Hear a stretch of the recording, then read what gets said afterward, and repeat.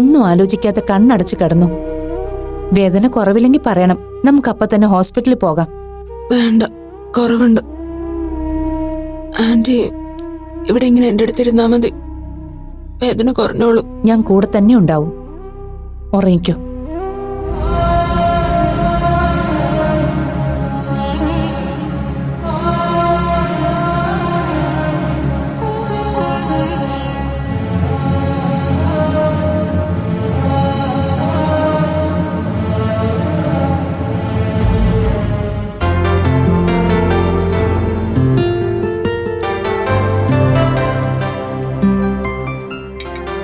ഞാൻ പോയി BP വിളിച്ചോണ്ട് വരാം.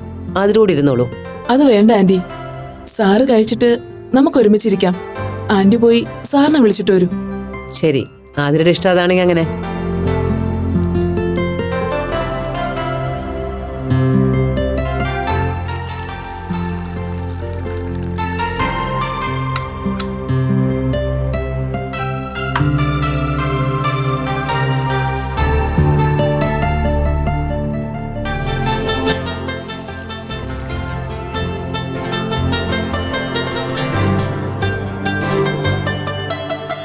അതെ, ആതിര നമ്മൾ വിചാരിച്ച പോലും നല്ല കേട്ടോ. ഇന്നത്തെ കറികളെല്ലാം ആതിരയാ ഉണ്ടാക്കിയത്, അതും ദാ പറഞ്ഞ നേരം കൊണ്ട്. വന്നു കയറി ഉടനെ താൻ ആ കുട്ടി അടുക്കളപ്പണിക്ക് നിയോഗിച്ചോ? ഗീത, ആ കുട്ടിയെ കൊണ്ട് അടുക്കളപ്പണിയൊന്നും ചെയ്യിപ്പിക്കരുത് കേട്ടോ. ഞാൻ നിർബന്ധിച്ചിട്ടൊന്നല്ല VP, ഞാൻ ജോലി ചെയ്യണ കണ്ടിട്ട് എന്നെ സഹായിക്കാൻ കൂടെ കൂടിയതാ. പക്ഷെ പിന്നെ എനിക്കൊന്നും ചെയ്യേണ്ടി വന്നില്ലെന്ന് മാത്രം. എന്നിട്ട് എവിടെ ആതിരെവിടെ? ഞാനിവിടെ ഉണ്ട് സർ. എന്താ അവിടെ പതുങ്ങി നിൽക്കുന്നത്? ഇങ്ങോട്ട് വരൂ, ഇരിക്കും. നമുക്ക് ഒരുമിച്ച് കഴിക്കാം. വേണ്ട സർ, ഞാനും ആന്റി പിന്നെ കഴിക്കാം. നോ നോ നോ നോ, അതൊന്നും പറ്റില്ല. ആതിര ഞങ്ങളെ ഗസ്റ്റാ. ഇതാ മോൾക്കൂടി ഭക്ഷണം വിളമ്പൂ. ഇരിക്കെ. എങ്കിൽ ആന്റി കൂടെ ഇരിക്കും, നമുക്ക് എല്ലാവർക്കും ഒരുമിച്ച് കഴിക്കാം. അതെ, നമുക്ക് ഒരുമിച്ചിരുന്ന് കഴിക്കാം. നമ്മൾ ഇതിനു മുമ്പും അങ്ങനെ തന്നെ ആയിരുന്നില്ലേ? പിന്നെ പെട്ടെന്ന് എന്താ ഒരു മാറ്റം? ആന്റി ഇരിക്കും, ഞാൻ വിളമ്പാം.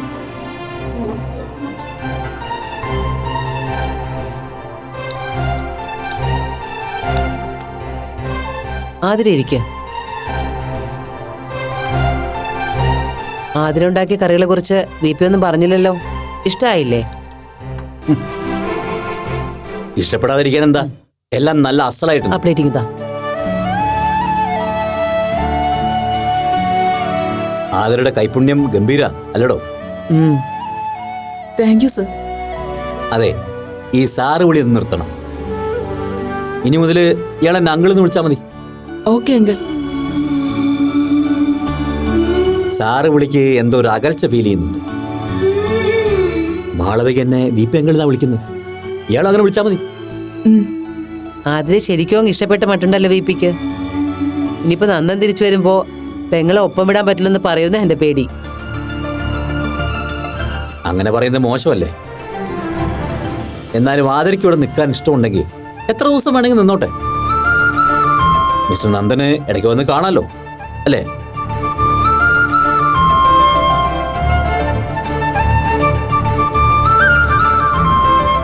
ആ പിന്നെ നാളെ മുതൽ ആന്റിയെ സഹായിക്കാനെന്ന പേരിൽ അടുക്കള കയറിയൊക്കെ കൂടാന്ന് വിചാരിക്കണ്ട. ഇവിടെ എൻ്റെ ഒരു ലൈബ്രറി ഉണ്ട്, അതിൽ ഒരുപാട് നല്ല ബുക്സും ഉണ്ട്. ആ കൂട്ടത്തില് ആതിരയ്ക്ക് ഇഷ്ടമുള്ള തിരഞ്ഞെടുത്ത് വായിക്കാം. Okay uncle. Athira wings of fire വായിച്ചിട്ടുണ്ടോ? നമ്മുടെ APJ അബ്ദുൾ കലാം സാറിന്റെ. ഉവ്, ആ ബുക്ക് ചേട്ടന്റെ കളക്ഷനിലുണ്ടായിരുന്നു. ഞാൻ ഒറ്റയടിക്കിരുന്ന് വായിച്ചു തീർത്തു. Very good, very good. അതുപോലെ യൂസ്ഫുൾ ആയ ഒരുപാട് ബുക്സ് ഉണ്ട് ഇവിടെ. ആതിരയ്ക്ക് ഇഷ്ടമുള്ളടുത്ത് വായിക്കാം. എന്തെങ്കിലും ഡൗട്ട് ഉണ്ടെങ്കിൽ എന്നോട് ചോദിച്ചാൽ മതി. എനിക്ക് സാറിന്റെ നോ, കോൾ മീ അങ്കിൾ. സോറി, എനിക്ക് അങ്കിളുടെ ഒരു ക്ലാസ് അറ്റൻഡ് ചെയ്താൽ കൊള്ളാന്നുണ്ട്. ക്ലാസ്? ഞാനിപ്പോ കുറെ നാളായി ക്ലാസ് എടുത്തിട്ട്. അല്ല ഗീത? അതെ, VP ഇപ്പൊ ലീവിലല്ലേ, അതുകൊണ്ടാ. എന്തിനാ അങ്കിള് ലീവ് എടുത്തത്? അത് ഓഫീസിൽ എന്തൊക്കെയോ ഇഷ്യൂസ് ഉണ്ടായിരുന്നു.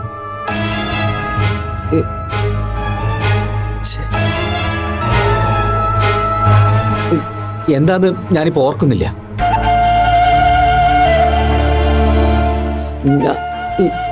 ഫുഡ് മതിയാക്കിയോ? മതി, വിശപ്പില്ല അതാ.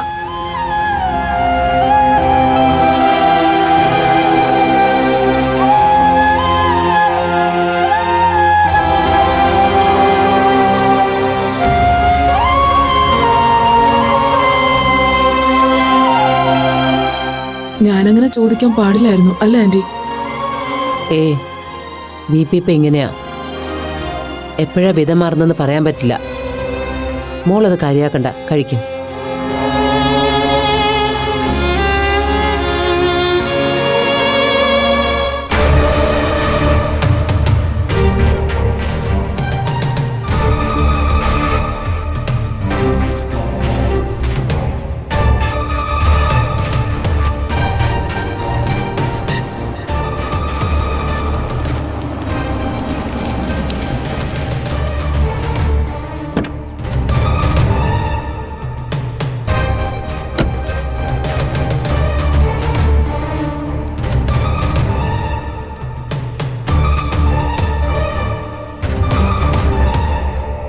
എന്താ അമ്മേ, എന്താ പ്രശ്നം?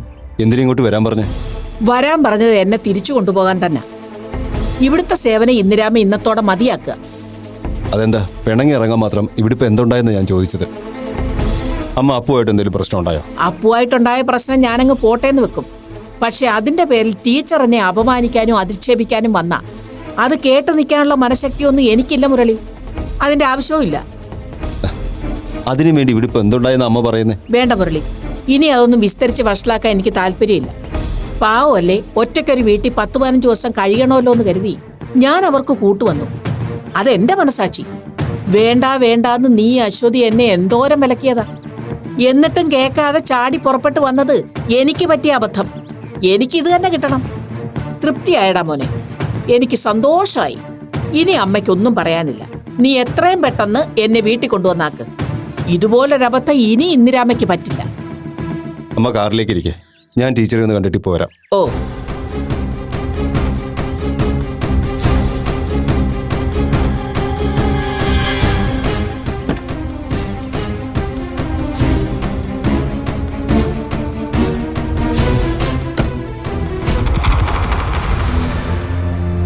ടീച്ചറെ, മുരളി വന്നത് ഞാൻ കണ്ടു. അങ്ങോട്ട് വന്ന് കാണാത്തത് വെറുതെ ഇന്ദിരാമ്മയുടെ പ്രഷർ കൂട്ടണ്ടല്ലോ എന്ന് വിചാരിച്ച. എനിക്ക് തോന്നി. എന്ത് ചെയ്യാനാ ടീച്ചറെ, അമ്മയുടെ പ്രകൃതി ഇങ്ങനെ ആയിപ്പോയി. ടീച്ചർക്ക് വല്ലാത്ത ബുദ്ധിമുട്ടായല്ലേ? ഏയ്, അതൊന്നും സാരില്ല മുരളി.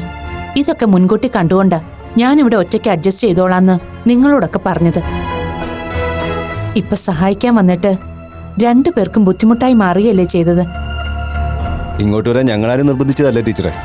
ടീച്ചർ ഇവിടെ ഒറ്റയ്ക്കല്ലേ, ഒരാളൊപ്പം ഉണ്ടായില്ലെങ്കിൽ ശരിയാവില്ല എന്ന് പറഞ്ഞ് അമ്മ തന്നെ നിർബന്ധം പിടിച്ച് ഇങ്ങോട്ട് പോകുന്നതാ. അതൊക്കെ ഇന്ദിരാമ്മയുടെ നല്ല മനസ്സ് തന്നെയാ, ഞാനതൊന്നും നിഷേധിക്കുന്നില്ല മുരളി. പക്ഷേ അപ്പുവിനോട് കാണിച്ചത് കൈവിട്ട ക്രൂരതയായിപ്പോയി. അതുകൊണ്ട് എനിക്കത്രയ്ക്ക് ഹാഷായി പെരുമാറേണ്ടി വന്നു. സോറി, എന്നോടൊന്നും തോന്നരുതേ മുരളി. ടീച്ചർ എന്താ ഈ പറയുന്നത്? ടീച്ചറിനെ പോലെ ഒരാള് ഇത്രയും നിയന്ത്രണം വിട്ട് അമ്മയോട് പെരുമാറണമെങ്കിൽ അമ്മയുടെ ഭാഗത്തുനിന്ന് അത്രയ്ക്ക് പ്രകോപനം ഉണ്ടായി കാണുമെന്ന് ഞങ്ങൾക്ക് ഊഹിക്കാവുന്നല്ലേ ഉള്ളൂ. ടീച്ചറിനോട് സോറി പറയണേന്ന് പ്രത്യേകം പറഞ്ഞ് അയച്ചിരിക്കുക അശ്വതി. ഇങ്ങനൊരു ബുദ്ധിമുട്ടുണ്ടായാൽ ഞാനും ക്ഷമ ചോദിക്കുക.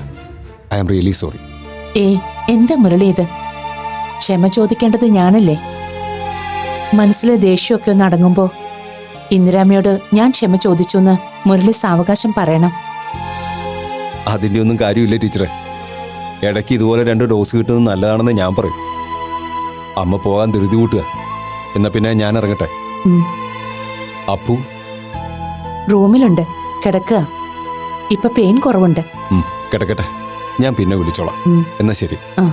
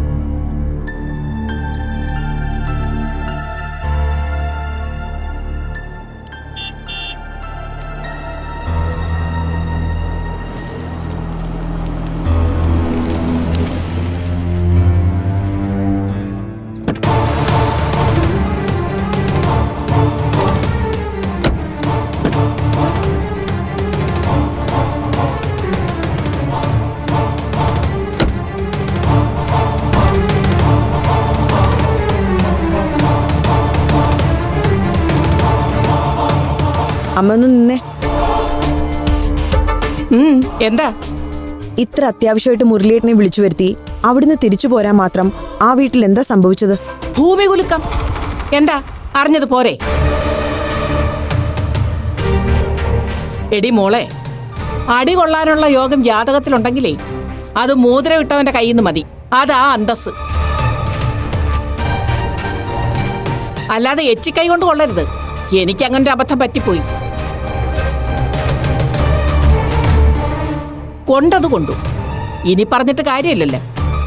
അതാ ഞാനിങ്ങ് പോന്നത്. എനിക്കുണ്ടായ ഭാഗ്യക്കേട് എന്റെ മോക്കും മരുമോനും ഉണ്ടാകാതിരിക്കാൻ. അത്രേ ഞാൻ പറയുന്നുള്ളൂ.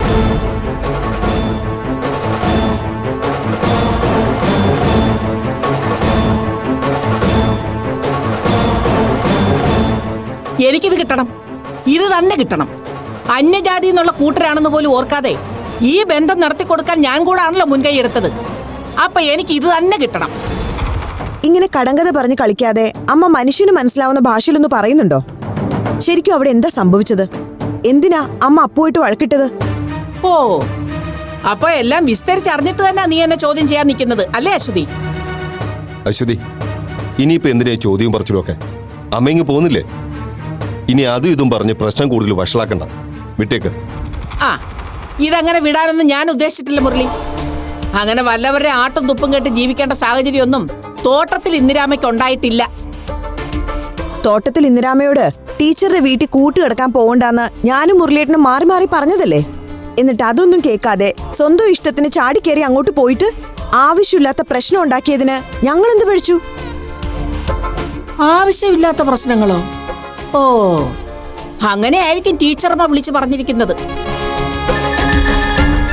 മുരളി, എന്റെ മരുമോനായി ജീവിക്കാൻ തുടങ്ങിയിട്ട് 10-28 കൊല്ലം ആയില്ലേ നീ? ഈ കാലത്തിനിടയ്ക്ക് എന്തെങ്കിലും ഒരു വാവിട്ട വാക്ക് എന്റെ ഭാഗത്തുനിന്ന് ഉണ്ടായിട്ടുണ്ടോ മോനെ? ഉണ്ടെങ്കിൽ നീ പറ. അങ്ങനൊന്നും ഉണ്ടായിട്ടില്ലെന്ന് എനിക്കറിയാവുന്ന കാര്യമല്ലേ അമ്മ. കണ്ടോടി, ഇതാ തറവാടിത്തം. എനത്തിനെ തിരിച്ചറിയും. നിന്റെ മോളുടെ അമ്മായിയമ്മയ്ക്ക് ആ കുണം ഇല്ലാതായിപ്പോയി. അതുകൊണ്ടാ പണിക്കരുടെ കുരുത്തക്കെട്ട സന്തതിയുടെ മൂക്കൊന്ന് വിയർത്തപ്പോ അവരെന്റെ തലയെടുക്കാൻ വന്നത്. ദേ, ഈ ജന്മത്ത് തോട്ടത്തിലെ ഇന്ദിര ആ സ്ത്രീയുമായിട്ട് ഒരു കൂട്ടിനുമില്ല, ഗുണവധികാരത്തിനുമില്ല. ഇന്നത്തോടെ ഞാൻ എല്ലാം അങ്ങ് വെച്ചു മതിയാക്കി. അമ്മ എന്തിനാ അവിടെ പോയി ആരുടെ മുറിയിൽ ആരൊക്കെ കിടക്കണം കിടക്കണ്ടെന്നൊക്കെ തീരുമാനിക്കാൻ പോയത്? മാളുവിന്റെ മുറിയിൽ അപ്പു ഒന്നോ കേറിയെന്നോ കിടന്നോന്നോ വെച്ച് അവിടെ ഇപ്പൊ എന്ത് സംഭവിക്കാനാ? അഥവാ അമ്മയ്ക്കത് ഇഷ്ടപ്പെട്ടില്ലെങ്കിൽ തന്നെ അമ്മയ്ക്കത് സ്നേഹത്തോടെ അപ്പുവിനോട് പറയായിരുന്നില്ലേ? അതിനു പകരം ആ സുഖമില്ലാത്ത കുട്ടി ഉപദ്രവിക്കുകയാണോ വേണ്ടത്? കണ്ടില്ലേ മുരളി, നമ്മളിങ് എത്തുന്നതിന് മുമ്പ് വള്ളി പുള്ളി വിസർഗം വിടാതെ കഥ ഇങ് എത്തിയത് കണ്ടില്ലേ? ഓ, ഞാൻ ആ കുട്ടിയെ ഉപദ്രവിച്ചെന്ന്.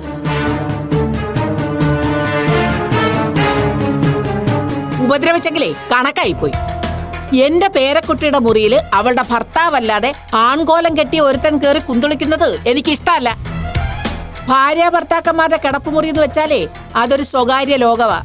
അവിടെ അനുവാദമില്ലാതെ അന്യന്മാര് കയറുന്നതേ ദുർലക്ഷണമാ. വിശേഷിച്ചും അതിനെപ്പോലെ അപലക്ഷണം കെട്ട ഒരെണ്ണം. അത് ചോദ്യം ചെയ്ത് ഇത്ര വലിയ തെറ്റായിപ്പോയി പോലും. അമ്മയ്ക്ക് ഈ വീട്ടിലെ കാര്യം മാത്രം നോക്കിയാ പോരെ? അയ്യോ, എനിക്കിനി ഒരു വീട്ടിലെ കാര്യം അറിയണ്ടേ. നമ്മൾ പുകഞ്ഞ ഉള്ളി ഇവിടെ മൂലയ്ക്ക് എവിടെങ്കിലും ചുരുണ്ടുകൂടിക്കൊള്ളാവേ.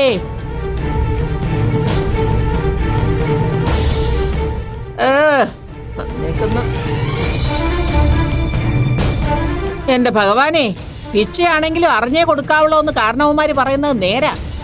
അനുഭവം വന്നപ്പോഴാണേ പഠിച്ചത്. ഓ,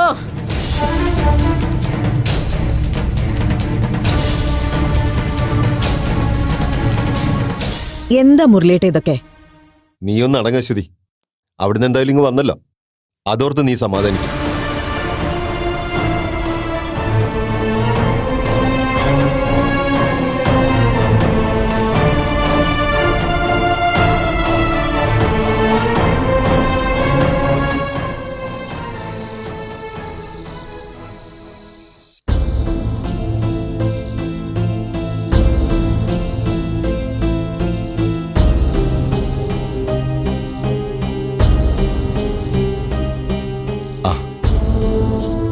അമ്മ വല്ലതും കഴിച്ചു അശ്വതി? ഇല്ലെന്നേ. എത്രയെന്ന് കരുതിയിട്ടാ നിർബന്ധിക്കുന്നേ? 3-4 തവണ വിളിച്ചിട്ടും പിള്ളേരെ പോലെ പിണങ്ങി മുഖം വീർപ്പിച്ചിരിക്കുക. ഇനി ഞാൻ വിളിക്കാനൊന്നും പോകുന്നില്ല. കഴിക്കാനുള്ള ടേബിളിൽ മൂടി വെച്ചിട്ടുണ്ട്. വിശക്കുമ്പോ വേണമെങ്കിൽ എടുത്ത് കഴിക്കട്ടെ. താനും കൂടി ഡെയ്സിയുടെ അപ്പൂൻ്റെ ഭക്ഷണം പിടിച്ച് സംസാരിച്ചത് അമ്മയ്ക്ക് തീരെ ഇഷ്ടപ്പെട്ടിട്ടുണ്ടാവില്ല. അതാവും കാര്യം. അമ്മയ്ക്ക് ഇഷ്ടപ്പെട്ടില്ലെന്ന് കരുതി സത്യം സത്യമല്ലാതാവില്ലല്ലോ. ഉഫ്, അവിടെ നടന്നൊക്കെ ടീച്ചർ പറഞ്ഞത് കേട്ടപ്പോ നാണക്കേട് കൊണ്ടെന്റെ തൊലി ഉരിഞ്ഞുപോയി. അതും കാര്യമുള്ളൊരു കാര്യത്തിന് വേണ്ടിയിട്ടാണെങ്കിൽ പോട്ടേന്ന് വെക്കായിരുന്നു. അമ്മ അവിടുന്ന് വഴക്കിട്ടിറങ്ങിയത് ഡെയ്സിക്കും വലിയ വിഷമമായി. വേണമെങ്കിൽ സോറി പറയാന്നൊക്കെ പറഞ്ഞ് വല്ലാതെ ഇമോഷണലായി. പാവം. അതിന് ടീച്ചർ എന്തിനാ സോറി പറയുന്നേ? നിസാരമായൊരു സംഭവം ഊതി വീർപ്പിച്ച് ഇത്രയും വഷളാക്കിയത് അമ്മയല്ലേ? എന്നിട്ട് നമ്മളെന്തോ കുറ്റം ചെയ്ത പോലെയാ അമ്മയുടെ ഭാവം. അപ്പു അങ്ങോട്ട് ചെല്ലുമെന്ന് അറിഞ്ഞപ്പോഴേ നമ്മളൊരു കലാപം പ്രതീക്ഷിച്ചതല്ലേ. പക്ഷെ അത് ആദ്യ ദിവസം തന്നെ ഉണ്ടാവുമെന്ന് ഞാൻ കരുതിയില്ല. ഛേ, ഇതൊക്കെ ഇനി മാളും ജോബിനും അറിഞ്ഞാലുള്ള അവസ്ഥ എന്തായിരിക്കും? എനിക്ക് അതാലോചിക്കുമ്പോഴാ ടെൻഷൻ. അമ്മ ടീച്ചറുടെ വീട്ടിൽ പോകാൻ ഉദ്ദേശിക്കുന്നുണ്ടെന്ന് അറിഞ്ഞപ്പോഴേ ജോബിനും അത് നിരുത്സാഹപ്പെടുത്തിയതാ. ആര് നിരുത്സാഹപ്പെടുത്തിയാലും തൻ്റെ അമ്മ മനസ്സിലൊരു കാര്യം ഉദ്ദേശിച്ചാൽ പിന്നെ അത് നടപ്പിലാക്കാതെ സമാധാനം ഉണ്ടാവില്ലല്ലോ. അതുപോട്ടെ, ഇനിയിപ്പോ അതേപ്പറ്റി കൂടുതൽ ചർച്ച ചെയ്തിരിക്കുന്ന നല്ലത്. എന്തായാലും ഡെയ്സി അപ്പു ഒന്നും ഇതൊന്നും ജോബിനെ മാളുവിനെ അറിയിക്കാൻ പോകുന്നില്ല. അവര് പറഞ്ഞില്ലെങ്കിൽ എന്താ? മാളു വിളിക്കുമ്പോ അമ്മ തന്നെ ഇതൊരു വലിയ സംഭവമാക്കി അവരോട് പറഞ്ഞോളൂ. അമ്മയുടെ ഭാഗത്ത് ഒരു തെറ്റുമില്ലാത്ത രീതിയിലായിരിക്കും പ്രസന്റേഷൻ. അതിനു മുമ്പ് മാളു വിളിക്കുമ്പോൾ താനായിട്ട് ഈ കാര്യം സൂചിപ്പിക്കുന്നതാണ് നല്ലത്. വെറുതെ അവരെ കൂടി ടെൻഷൻ അടിപ്പിക്കണ്ടല്ലോ. പിന്നെ അപ്പുവിന്റെ കാര്യം താൻ ഡെയ്സിയോട് ചോദിച്ചോ? കുഴപ്പമൊന്നുമില്ലല്ലോ. പെയിൻ കുറവുണ്ടെന്ന് പറഞ്ഞു. അപ്പു കാരണം അമ്മ അവിടുന്ന് പിണങ്ങി ഇറങ്ങിയതിൽ അപ്പുവിനും വലിയ വിഷമമുണ്ടെന്ന്.